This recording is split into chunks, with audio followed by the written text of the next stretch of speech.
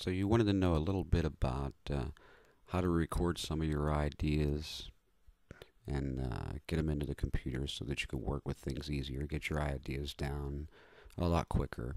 Um, it initially seems like quite a big learning curve, I realize, but in all honesty, it's pretty simple and straightforward. You only need a few things um, to take advantage of the basic principles of your computer and your keyboard.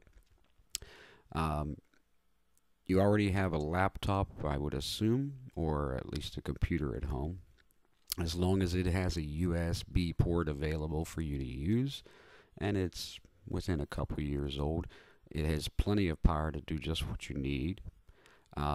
Outside of that, you have a digital keyboard, so it's going to have a speaker out option, possibly even a USB connection or a MIDI connection. But for your purposes, as long as it has a 1/4 inch cable connection out on the back so that you can plug it into any system or set of speakers, um, and they all do, it'll say line out, and you'll see a small jack on the back side, about the diameter of a pencil. Um, you can connect it to a interface device, which will basically take outside sources such as your keyboard and a microphone like what I'm talking on right now, and allow it to be converted and taken into your laptop and recorded live. So henceforth, you could stick a $150 device, which is the size of a pack of cigarettes, or not much bigger, um, 2 or 3 cables, and hook up a microphone to that and set it on top of your desk by your keyboard and your laptop, and you get an idea. You sit down at the keyboard, you fire up the laptop and the software, you click record on a pair of tracks, and you sing and play. And when you're done, you've wrapped up that idea very quickly and simply, and you've given yourself the means to not forget things as you're working with them. So what you're looking at right here is the website for the software that I use. It's called Reaper. It's a full-blown digital audio workstation, which you see right here.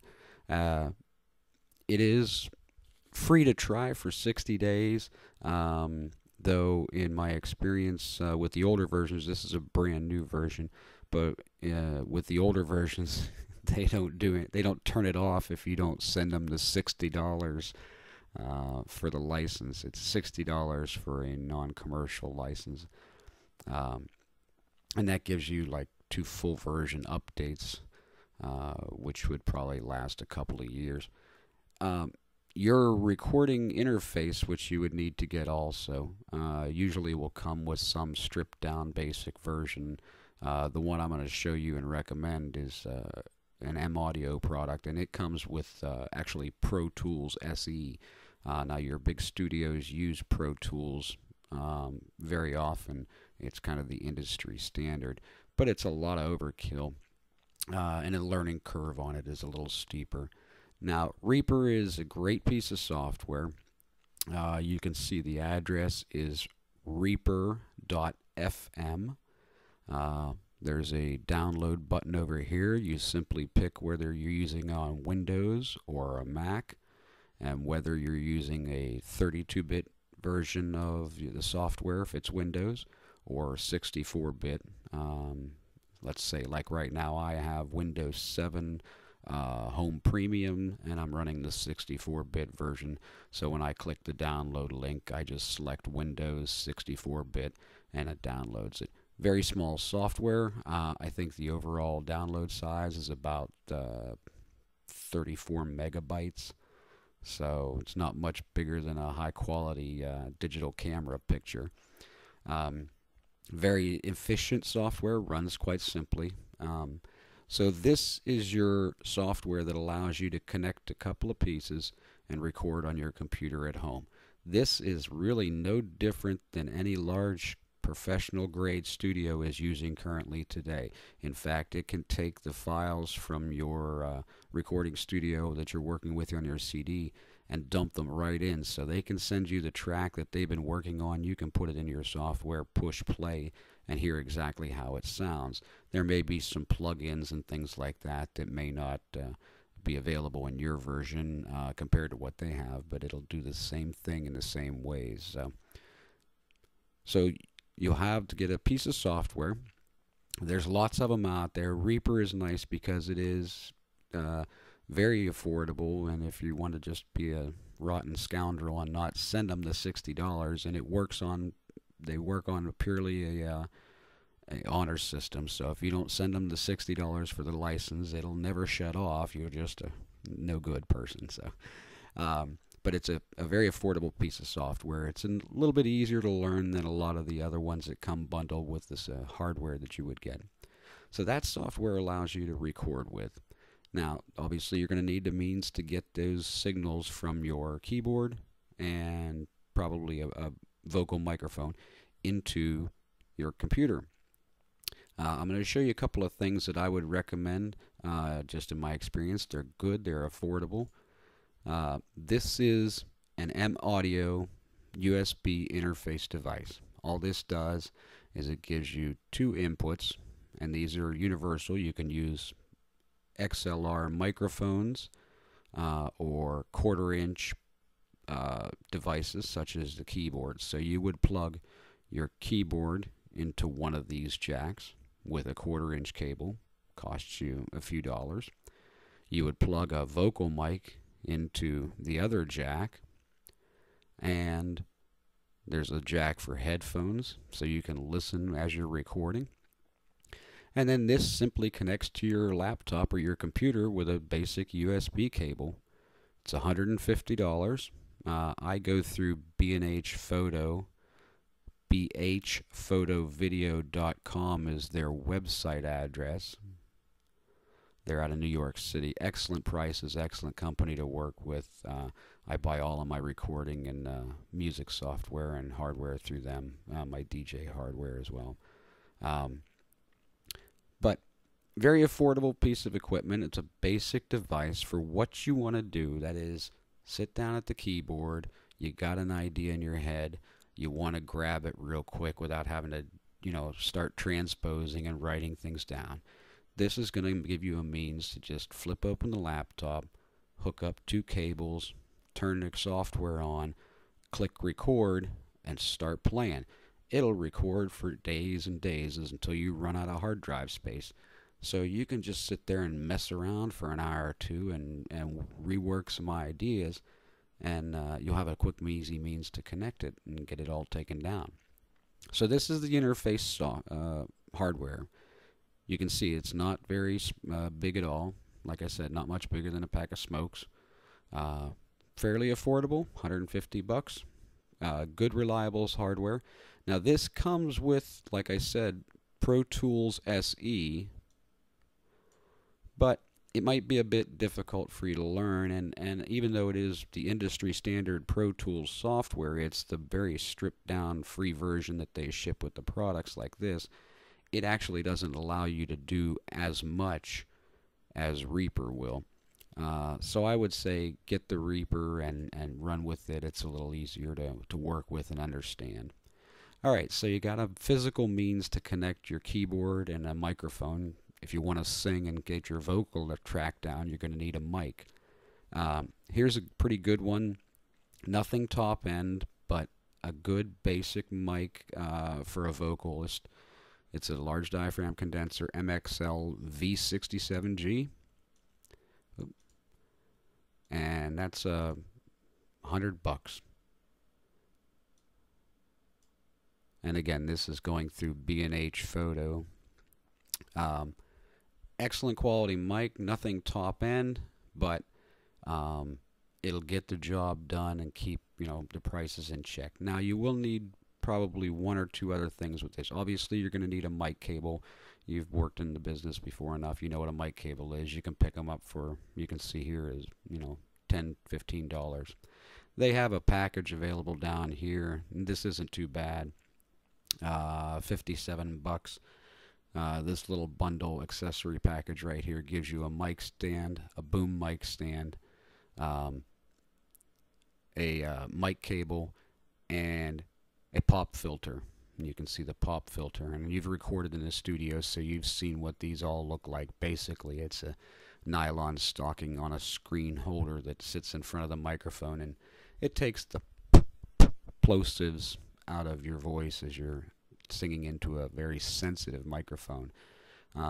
So for about $150 on the mic and $150 on the hardware interface, $300 plus software $360, you can knock out anything you want on the computer very simply and easily. Now you can find cheaper interfaces down around $100 price range. You can find cheaper mics. You don't have to get that bundle, so you could go with just the mic and go with just the interface, and for $250 plus the software you could get it done. But you're going to notice the sound quality on the mics, and you might as well do something that'll sound decent. Again, you get much under a $100 microphone, and the quality really starts to get pretty poor. And just like anything else, you want it to sound as good as possible within reason of budget. So we're going to take a look at the software here. We're going to take a look at Reaper real quick for you, and I'll show you just a basic example. This is a 2-track recording I have done.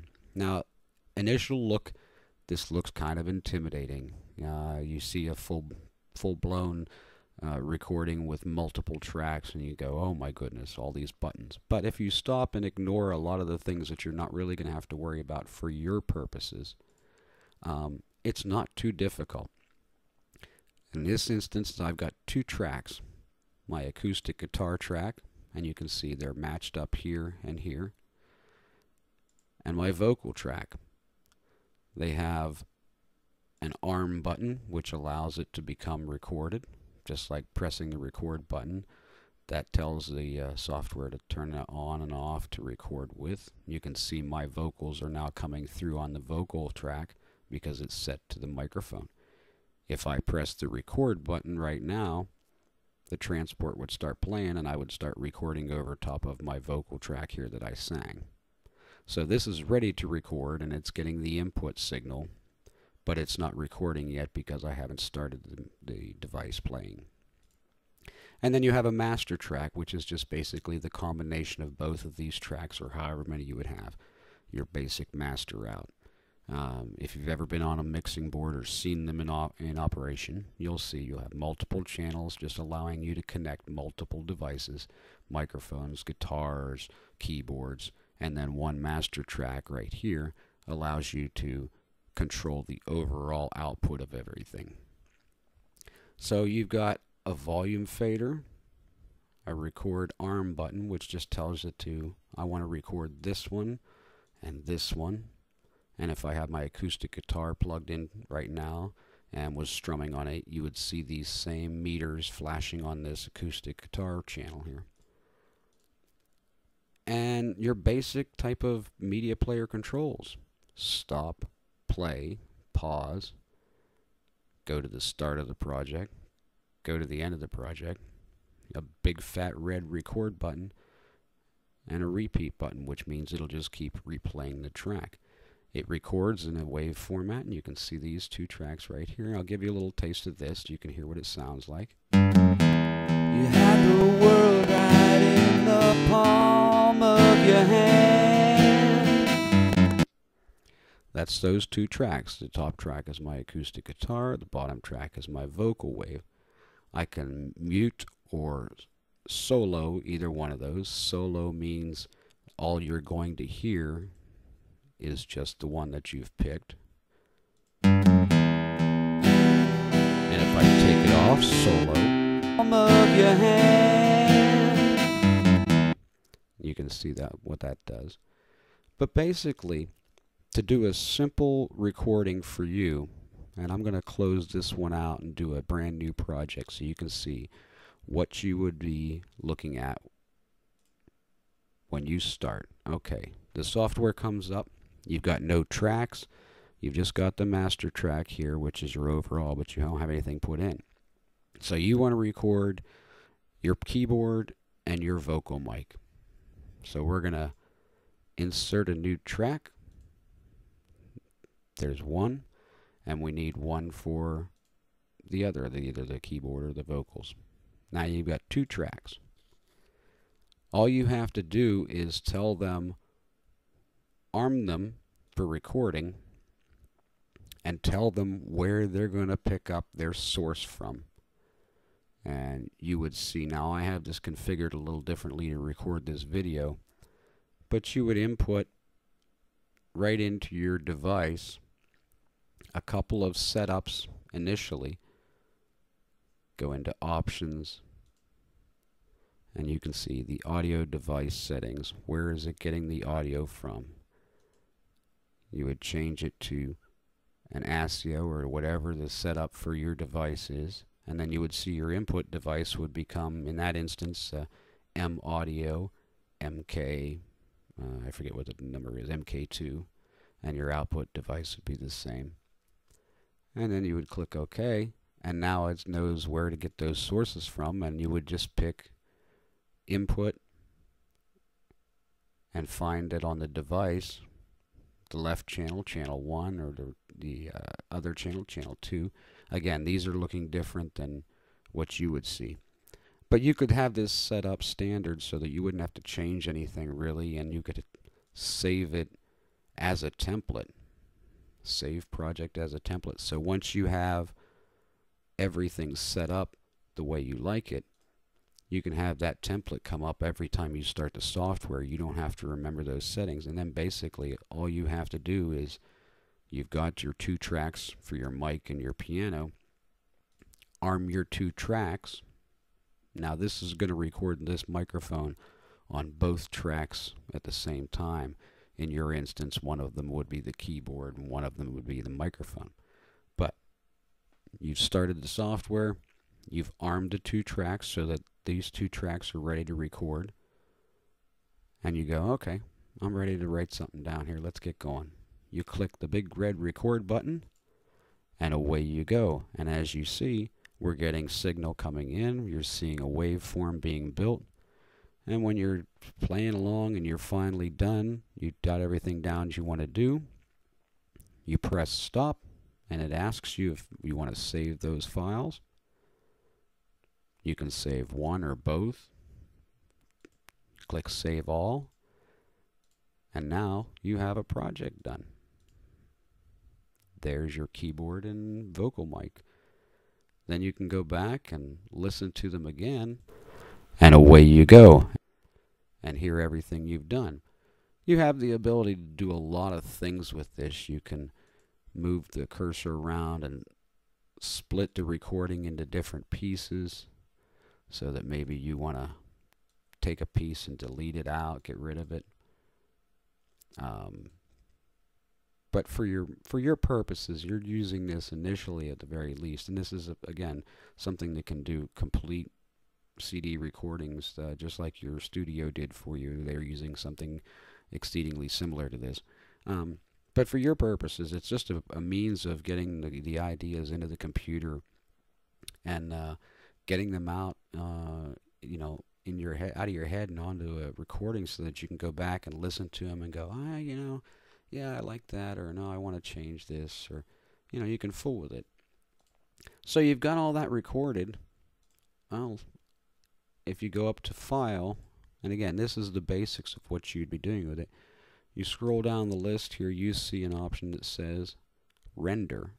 And all that's going to do is take this temporary WAV file that it's created and turn it into a finished product. And we'll do this as a WAV file. You can change the output format down here to an MP3 if you'd like. So you can send it over the internet quick and easy. You can tell it what to render. Just a master mix, or this individual selected tracks. So say I just wanted to keep the piano copy. That's the one we've highlighted. So if I selected that, it would only render down the piano copy. But we'll render down both, even though it doesn't really matter for our purposes here. So the normal would be set to WAV. You name your file.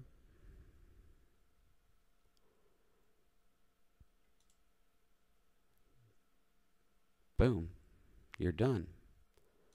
And when you go back down to your desktop,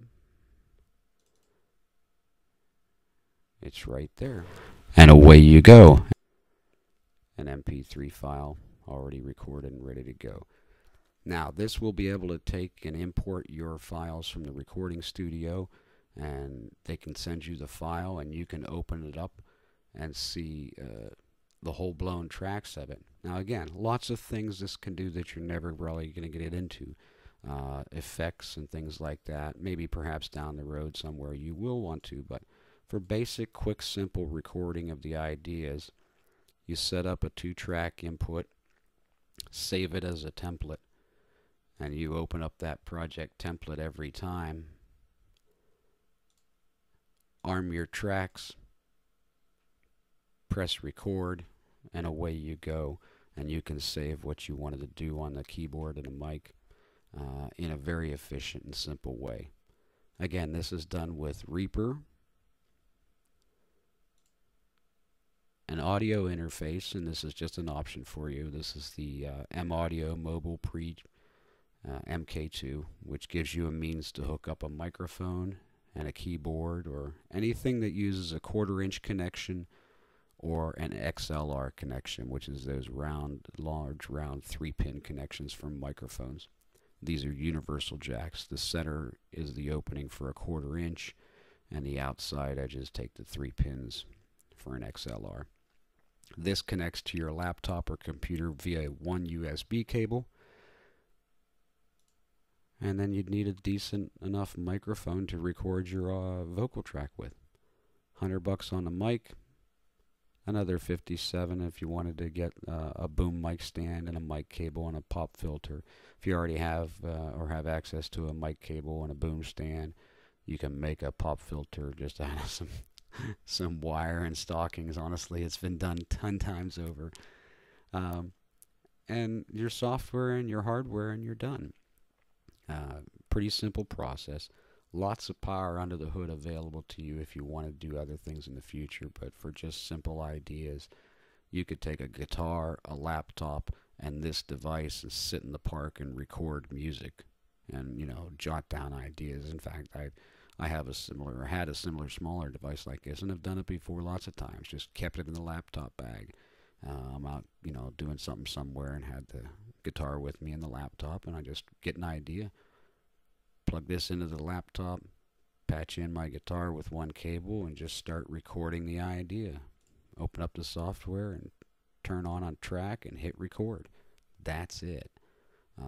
When you're done, you want to send it to somebody, you render it in whatever format you want, whether it's MP3 or WAV file, which is the original lossless file. There's no compression done at all to it.